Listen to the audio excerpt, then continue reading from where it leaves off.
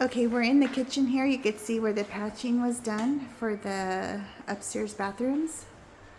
This is from the hallway bath here. And this is from the master bath here. Okay, now let's look at the, currently they have a microwave exhaust that does not exhaust outside.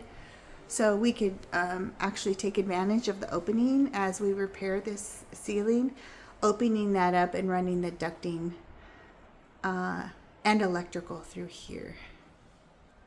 There's currently an outlet here